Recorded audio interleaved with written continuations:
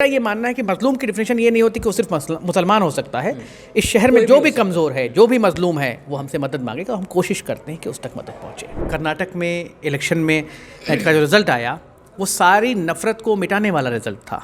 और अभी बजरंग बली के वाले मसले पर जो बजरंग दल का इन्होंने कहा कि बैन लगाते हैं, अब देखिएगा कब ये क्या बैन लगाते हैं क्या नहीं लगाते हैं। 6 महीने में दूध का दूध पानी का पानी हो जाएगा। देखिए, कांग्रेस जो है मुसलमानों के मुद्दे पर बिल्कुल खामोश है और वो हमेशा खामोश रही है। पिछले 6-8 महीने नहीं, आप 1-1.5 साल का रिकॉर्ड उठा के देख लीजिए। आने वाले वक्त में देखना है, वरना मुसलमान भी फिर कुछ ना कुछ रद्द-ओ-अमल तो तय करेगा।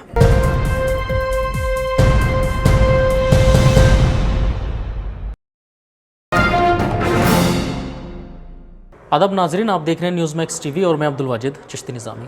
इस वक्त मैं मौजूद हूँ दिल्ली के इंडिया इस्लामिक कल्चर सेंटर में, जहाँ पर वॉलंटियर अगेंस्ट हेट की एक प्रेस कॉन्फ्रेंस हो रही है, जहाँ पर मुल्क के अंदर जिस तरीके के हेट स्पीच और नफरती बयानबाजी की जाती है, चाहे वो चैनल पर बैठ करके हो या सोशल मीडिया के तमाम तरहों पर, तमाम प्लेटफॉर्म पर जो भी हेट स्पीच जो की जाती हैं, ख़ासकर मुस्लिम माइनॉरिटीज़ के लिए या SC/ST के लिए, उनको इंसाफ दिलाने के लिए ये एक मुहिम का आगाज़ यहाँ पर जो है किया जा रहा है।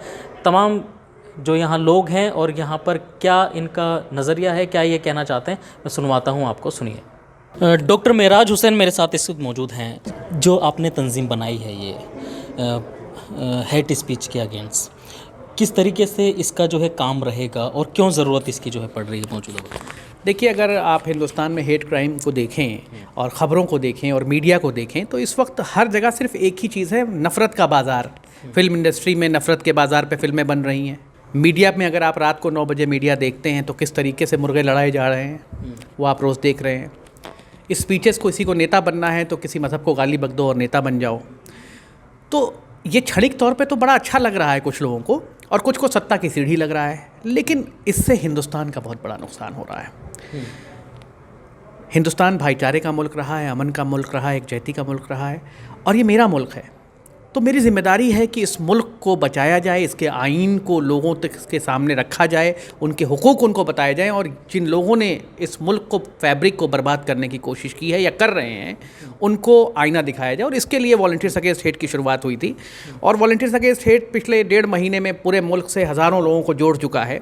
हमारे पास एक बड़ी लीगल टीम है। हम हेट क्राइम के ख़िलाफ़ लगातार FIRs कर रहे हैं। हम अभी सुप्रीम कोर्ट जा रहे हैं कुछ इश्यूज़ को लेके, लोगों के लिए सेमिनार कर रहे हैं कि वो समझ सकें कि आइन में उनके लिए हुकूक क्या है, उनकी ज़िम्मेदारियाँ क्या हैं।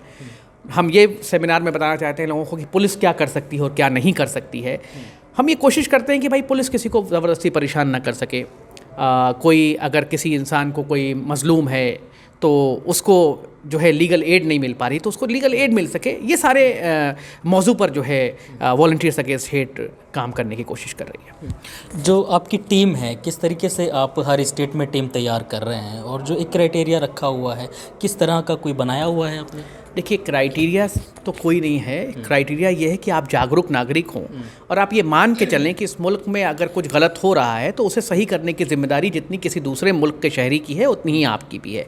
नासिर जुनैद के मसले पर मैंने पहले इस्तीफ़ा दिया था कांग्रेस पार्टी से, और मैं चाहता तो दूसरी पार्टी में चला जाता। मुझे बहुत सारे ऑफ़र थे, लेकिन मेरा एक दिल का जो मामला था वो ये समझ में आया कि भाई सिर्फ सियासत इसका हल नहीं है, कहीं ना कहीं लोगों को जागरूक करना भी हल है। और अगर एक नासिर जुनैद होता तो चलिए समझ में आता, यहाँ तो रोज़ कोई ना कोई नासिर और कोई ना कोई जुनैद बन रहा है। तो इसका एक सियासी हल के साथ साथ एक परमानेंट सोल्यूशन निकाला जाए कि कोई मज़लूम अगर मुझे फ़ोन करे तो मैं ये ना कहूँ कि भाई मैं बेबस हूँ।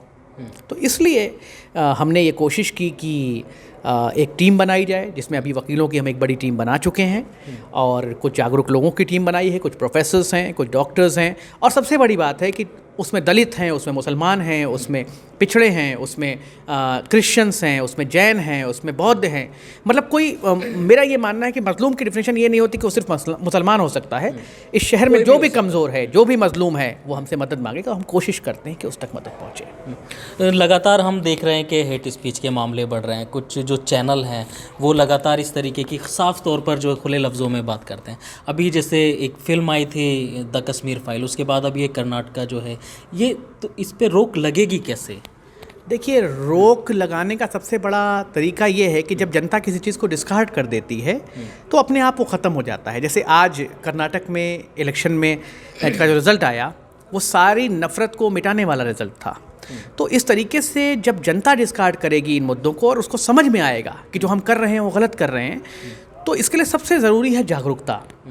अब जैसे प्रोपेगेंडा कोई भी हो, अगर कोई प्रोपेगेंडा फैलाता है और आपको सही बात पता है, मान लीजिए मैं आपसे कहूँ कि ये सफ़ेद रंग है, तो आपको पता है कि ये काला है, तो आप कभी गुमराह नहीं होंगे। तो सबसे बड़ा मकसद है कि अपने हुकूक को लोग जाने, अपने अधिकार को जाने, लीगल राइट्स को जाने, ह्यूमन राइट्स को जाने, और उसके बाद अपने आप लोग लड़ने में सक्षम हो जाएंगे। तो हमारा मामला ये है कि वो जो मोहब्बत की दुकान है वो सिलेक्टिव ना हो कि किसी एक के लिए खुलेगी, एक के लिए बंद रहेगी। कन्हैया लाल के लिए दुकान खुल गई, नासिर जुनैद के लिए गहलोत की दुकान बंद हो गई। तो जिसके लिए दुकान बंद होती है वहाँ वॉलंटियर्स अगेंस्ट हेट के लोग पहुँचें और कहें मोहब्बत की दुकान तो हम करते नहीं हैं, लेकिन मोहब्बत सबके लिए है। मोहब्बत की दुकान का जिक्र कर रहे हैं, ये इशारा किस तरफ जा रहा है? कर्नाटका में जो है सरकार बन चुकी है कांग्रेस की। देखिए, कर्नाटक में सरकार बन गई, मुबारक के बाइस है कांग्रेस पार्टी। लोकल लीडरशिप ने बहुत मेहनत की, लेकिन राजस्थान में भी सरकार है, छत्तीसगढ़ में भी सरकार है, अभी आपकी हिमाचल में सरकार बनी है। मैं सैकड़ों मुद्दे बता दूं जिस पर कांग्रेस खामोश है। और अभी बजरंग बली के वाले मसले पर जो बजरंग दल का इन्होंने कहा कि बैन लगाते हैं, अब देखिएगा कब ये क्या बैन लगाते हैं, क्या नहीं लगाते हैं। 6 महीने में दूध का दूध, पानी का पानी हो जाएगा। तो ये जब मुसलमानों का मामला आता है, आफरीन फातिमा का मसला आया, ये कुछ नहीं बोले। नासिर जुनैद का मसला आया, प्रियंका जी, राहुल जी, खड़गे जी कुछ नहीं बोले। आप साहिल मुदस्सिर को रांची में गोली मार देते हैं, आपकी खुद की सरकार है, आप उसमें एक भागीदार हैं, आप कुछ नहीं बोले। तो ऐसे सैकड़ों मसले हैं जो रोज़ आते हैं। आप इंदर मेघवाल के मसले में कुछ नहीं बोले।